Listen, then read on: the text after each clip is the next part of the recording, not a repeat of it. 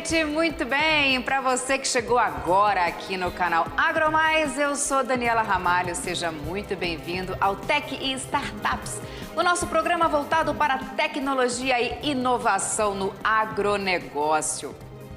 Você por acaso já ouviu aquela sigla americana IoT? Internet of Things. Em português, o termo virou Internet das Coisas. E Indústria 4.0, você sabe o que é? Então vem com a gente para saber o que significam esses termos. Vamos dar exemplos de como uma empresa pode se tornar mais rentável agregando aquela palavrinha que a gente adora, sustentabilidade. E para falar sobre esse assunto, a gente chama agora a Tereza Cristina Carvalho, que é membro do Instituto dos Engenheiros Eletricistas e Eletrônicos. Tereza, seja muito bem-vinda ao nosso programa Tech e Startups. Muito obrigada pela sua presença aqui com a gente. Prazer em estar aqui com vocês, para falar desse assunto que é, de fato... Perfeito. Bom, então vamos começar do começo, né? Primeiro, conta pra gente um pouquinho sobre o Instituto dos Engenheiros Eletricistas e Eletrônicos. Como que é a dedicação para o avanço da tecnologia em benefício da humanidade? Na realidade, ele tem diversos especialistas ao redor do mundo e se faz pesquisa de ponta e pesquisa disruptiva associada a diversas universidades brasileiras. Eu, especificamente, sou da Universidade de São Paulo, eu sou professora da Escola Politécnica. Legal. Bom, muito se fala em internet das coisas, né? Muita gente no começo achou esse termo um pouco esquisito, mas depois acabou se normalizando. Vamos então explicar para quem está assistindo o que é então internet das coisas. Então, a internet das coisas, ela possibilita você dar inteligência para os objetos. Então, você pode dar ao objeto tanto um sensor como um atuador. Um exemplo clássico, eu posso mencionar um robô, né? Como que o robô vai conseguir atuar numa fábrica ou no ambiente rural? Ele vai fazer um sensor, vamos supor que o meu robô é responsável por jogar água no meu terreno. Então, o que eu vou fazer? Eu vou colocar sensores espalhados no meu terreno para medir a umidade. Se o meu terreno estiver muito seco, está na hora de eu aguar o terreno. Então, eu posso utilizar para esse fim um robô. E esse robô também pode controlar a quantidade de água que vai ser utilizado. Esse robô e os sensores, eles vão estar interconectados em rede, mas especificamente eles podem estar sendo controlados remotamente a partir de uma pessoa que está conectada na internet. Eu acredito que hoje, né, todos os setores, praticamente todos os setores da indústria têm alguma tecnologia agregada para poder otimizar algum trabalho que era feito de forma manual e outras questões também, claro, até pessoais. Por exemplo, quero levantar a cortina da minha casa, já posso fazer isso pelo celular. Eu acho que essa tecnologia já abrange aí vários setores da nossa vida, né?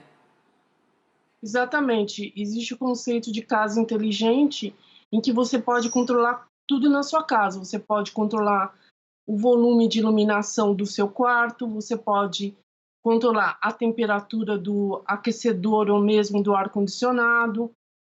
Você pode, inclusive, estar controlando quanto que você consome de energia elétrica por dia.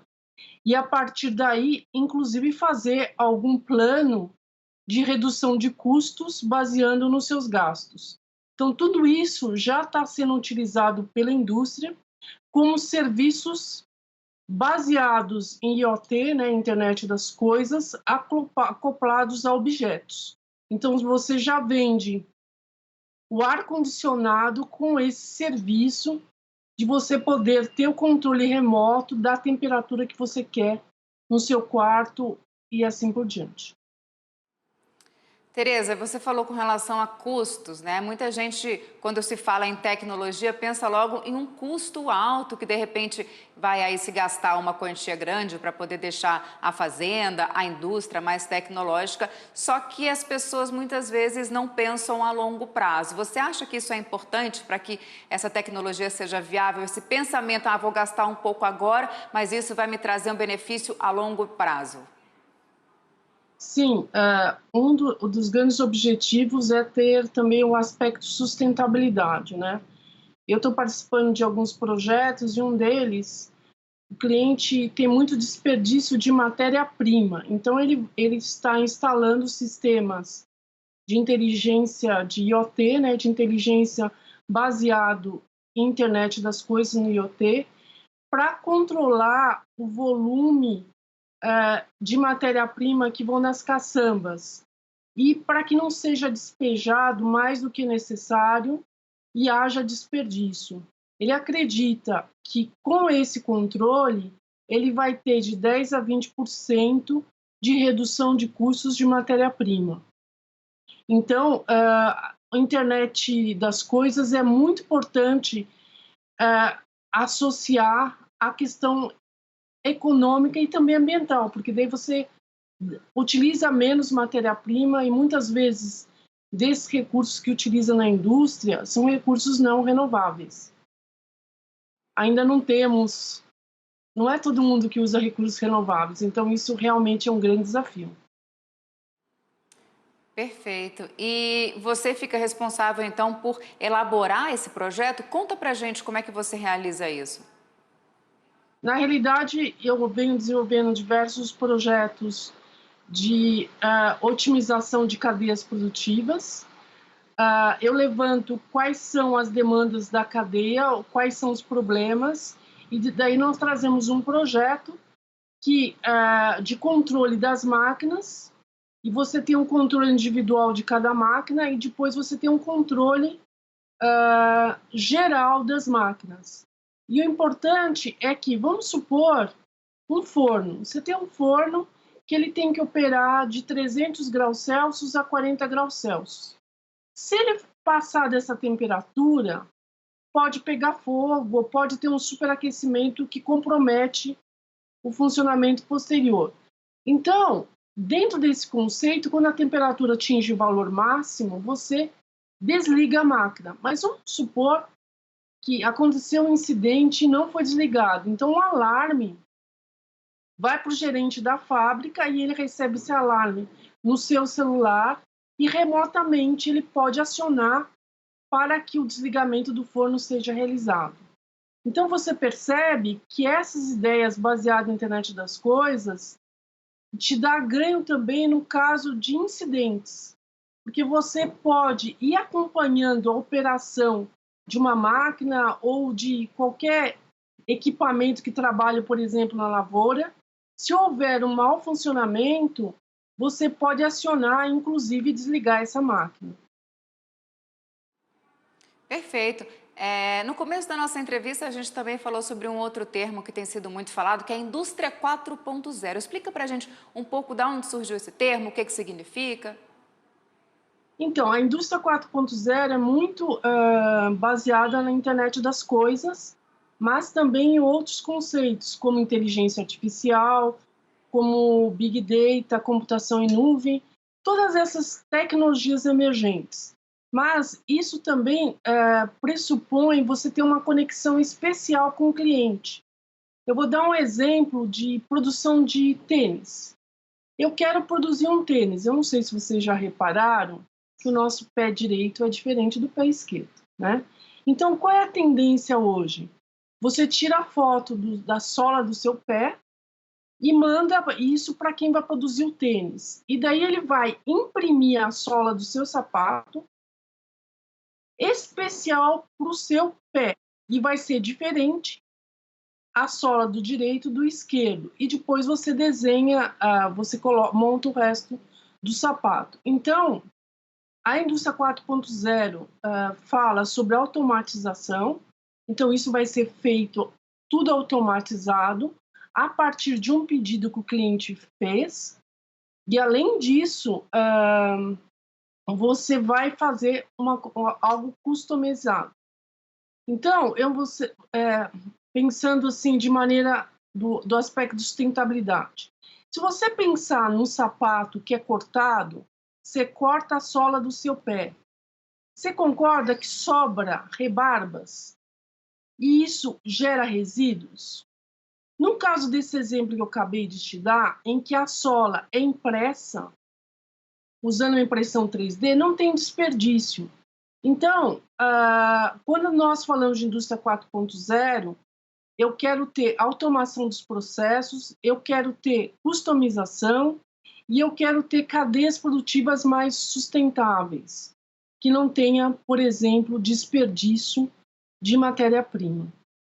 Ficou claro? Perfeito, e concordo 100% com você com relação a essa questão do desperdício. Esse exemplo que você deu do sapato personificado, ele já é realidade? Sim, eu não sei se você quer que eu mencione fabricantes, mas os grandes fabricantes do mercado já estão com esse tipo de operação. Existia uma empresa também que começou a fazer coisas mais customizadas pequenas, e também começou a produzir isso. Existem estudos também para começar a fazer isso para roupas de esportivas. Então, você fazer um legging, uma camiseta dessas mais justas, você tirando foto do corpo e a partir da foto do corpo você conseguir produzir algo customizado. Obviamente que o pé é mais fácil por causa do tamanho, mas existem já trabalhos nesse sentido para você customizar roupas. Tereza, você consegue enxergar um cenário a longo prazo de quanto tempo, mais ou menos, que esses exemplos maravilhosos que você citou aqui podem se tornar realidade?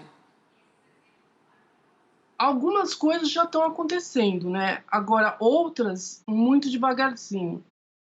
A questão toda é que no caso da indústria propriamente dita, tem que ser feito um investimento muito grande. E você pode observar que o governo brasileiro tem liberado diversas chamadas e editais por questões para incentivar a indústria 4.0 no Brasil, tanto em relação a processos quanto a materiais, desenvolvimento de materiais.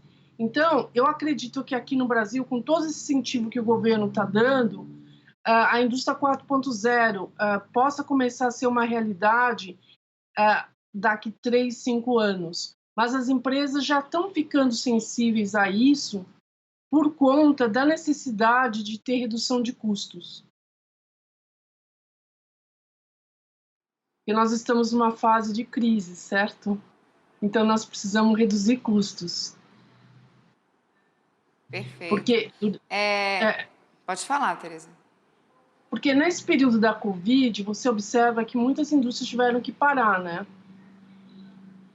E, por conta disso, as empresas também estão verificando que eles precisam automatizar mais os processos.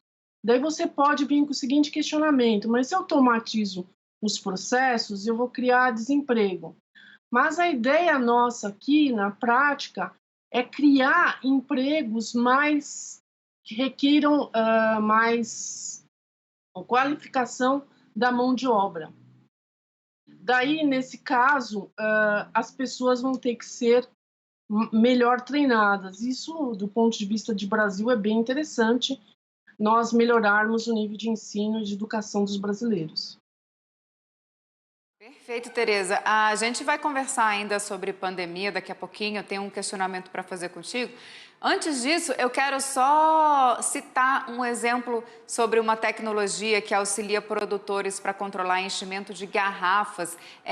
Você também trabalha com esse tipo de tecnologia, com esses sensores? Queria que você explicasse para a gente como é que funciona, qual o benefício com relação ao desperdício, como é que o produtor ele pode ser beneficiado. Conta para a gente um pouco. Então, esse exemplo de vazamento de garrafa isso já é bastante praticado na indústria, que é justamente para você não deixar, por exemplo, se você põe uma pessoa para encher as garrafas, o que acontece pode ter derrame do líquido, ou de leite, ou de suco.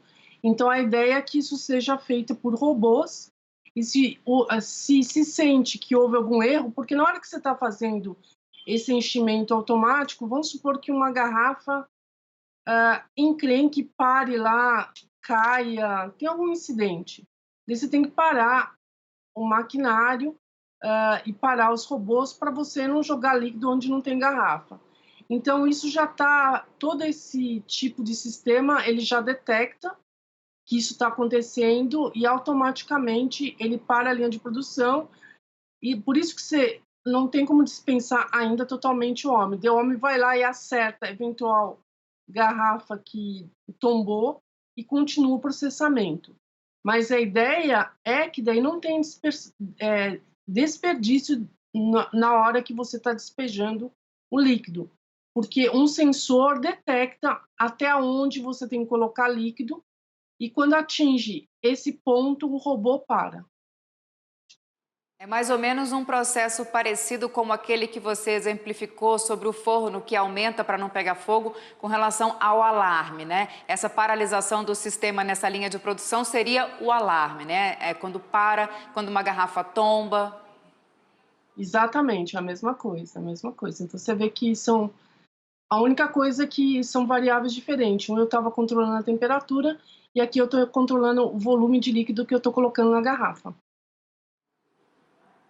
Bom, para você que chegou aqui agora no programa Tech Startups, a gente está conversando com a Tereza Cristina Carvalho, que é membro do Instituto dos Engenheiros Eletricistas e Eletrônicos. Ela está falando para a gente qual que é a importância da tecnologia em vários setores da indústria. É um papo super bacana, super inteligente, com vários exemplos. Acompanhe a gente para saber sobre mais questões da tecnologia aplicada aos setores industriais. Tereza, como lidar então com possíveis outras falhas no sistema? O que vocês já detectaram nessa indústria, nesses sensores? Qual que é o maior desafio para quem quer implementar uma tecnologia como essa de sensores, por exemplo? Desafio para quem implanta e para quem tem o sensor implantado. Primeiro, eu acho que tem que começar de forma gradativa, né? Não dá para você fazer uma implantação de tudo, porque o investimento nem permite. Então, a primeira coisa que a empresa tem que fazer é priorizar e ver qual o item da sua empresa, dos seus processos, que tem prioridade de automatização. Feito isso, precisa-se identificar, então, fazer uma especificação dos requisitos e identificar uma arquitetura do sistema para implantação. E, geralmente, a gente trabalha desenvolvendo uma prova de conceito, que é você faz um pequeno protótipo para validar e depois é que, de fato, você implanta num local da indústria. Então, tudo tem que ser feito otimizando os processos, mas você também tem que verificar o que é prioritário para o negócio, aonde que o empresário verifica que está sendo mais crítico no seu dia a dia, né? Onde que está tendo mais perda, por exemplo, de matéria-prima, e se eu fizesse uma pequena mudança, isso você teria um ganho.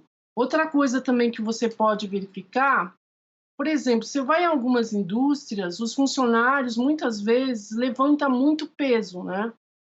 Levanta, por exemplo, está fabricando um tonel e tem que levantar muito peso. Isso, com o tempo, vai trazer algum problema de saúde para o funcionário, que a própria empresa vai ter que arcar com os custos de afastamento do funcionário, indenização e outros. Então, esse também é um ponto que os empresários têm que verificar se aquela atividade que está sendo executada pelo funcionário não poderia ser substituída por um robô para o funcionário não ter riscos e o empresário também não ter que arcar com custos absurdos, porque o custo de incidentes operacionais são bastante altos. Então você Tereza, vê que são essa questão que você falou. É muito importante a questão do peso, né? Aqui, para quem é jornalista, claro, se lembrou dos nossos cinegrafistas também que carregavam, né? Hoje em dia as câmeras são até mais leves, mas antigamente a câmera pesava aí o quê? 10, 12 quilos no primeiro minuto de entrevista, no segundo pesava 15, no terceiro minuto pesava 17 e assim por diante, né? E tinha que ficar ali paradinho para poder não machucar muito as costas.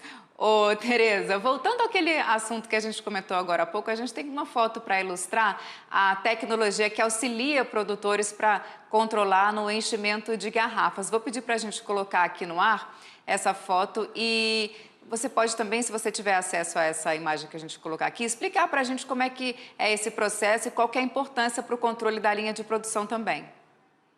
Ok. Mas se também não aparecer essa imagem, não tem problema. A Então, gente segue com o nosso... Aqui é um outro vídeo que ele está mostrando a utilização de sensores e robôs para a fabricação de um carro. E aqui, nesse próprio robô, ele tá fazendo algum processo de cola ou de tinta, e você tem sensor de fluxo, que vai controlar o fluxo de cola e de pintura que vão no carro. Que é esse sensor que está sendo mostrado aqui.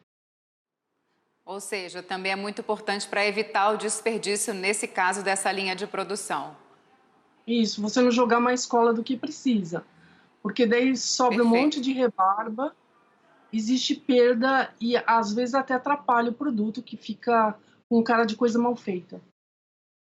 Perfeito. Não é verdade? Tereza, como você tem visto essa migração de um trabalho que antes era feito de forma manual e que hoje ela é aí de forma tecnológica? Como você tem observado esse movimento? Esse movimento é importante, muito se discutiu na mídia por conta da nossa competitividade com o mercado chinês, porque a mão de obra chinesa é muito barata. Isso levou muitas indústrias a migrarem para a China ou para outros países asiáticos. E hoje o que está acontecendo é que a mão de obra chinesa começa a ficar mais cara.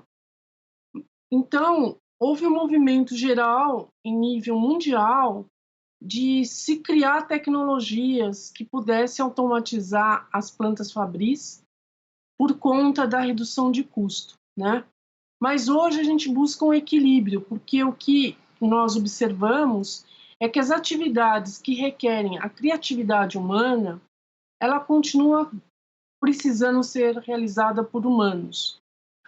Por exemplo, tem algum problema na sua linha de produção, não é toda decisão de parar ou não a linha de produção, sair um produto com defeito, será que vale a pena eu remanufaturar ou eu vendo como outro produto? Tudo isso precisa de uma decisão humana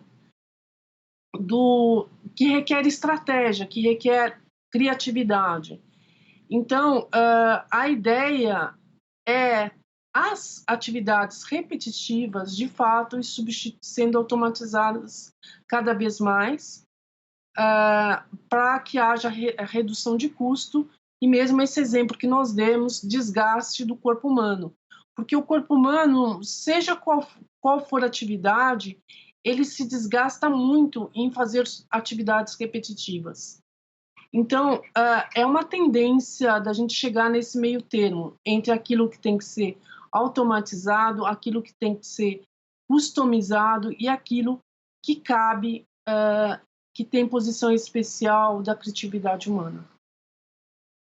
Tereza, nosso tempo está se esgotando. Eu costumo falar aqui que quando o papo é bom, a gente não vê o tempo passar e é o que está acontecendo. Mas eu tenho uma última perguntinha rápida para você com relação à pandemia, que eu falei que eu ia voltar nesse assunto. Eu costumo dizer que em 2020, muita gente que nunca tinha pensado em usar a internet se sentiu obrigado a usar para não ficar fora do mercado. Como é que você enxergou esse movimento, essa migração no ano passado?